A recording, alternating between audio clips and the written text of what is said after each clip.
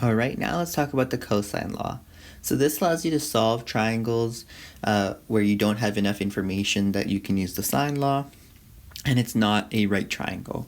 So basically the way it works is like you have A, B, C, A, little b, little c. So B, A, B, C, the big ones are the angles, and then the little ones are the sides.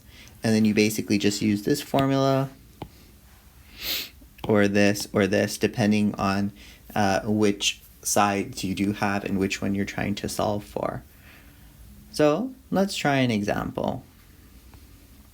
Let's try solving for B to C or little a in this example.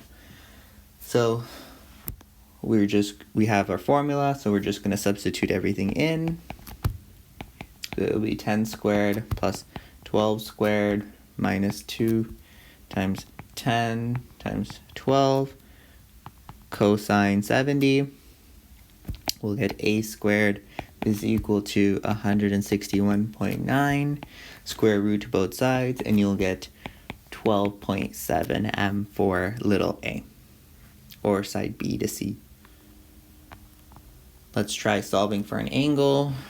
So in this one, it would be r squared is equal to p squared plus q squared minus 2pq cosine r.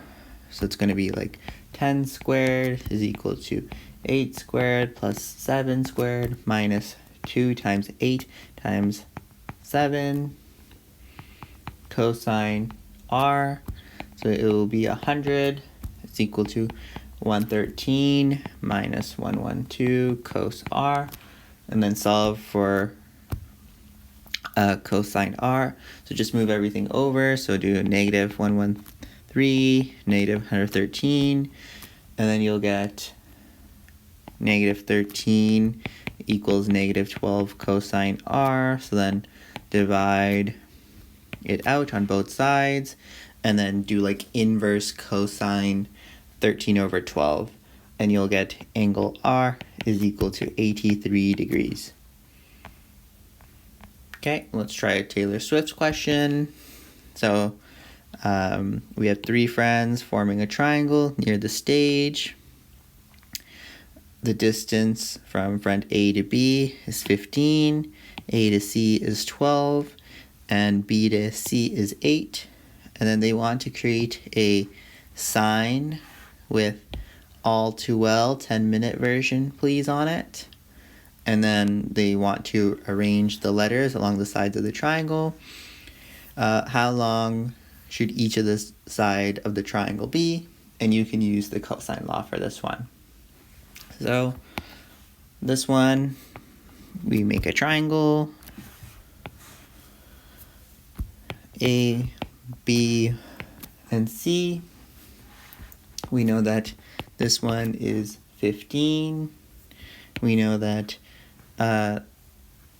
B to C is 8, and then we know that A to C is 12. So now let's use cosine law to solve for this side.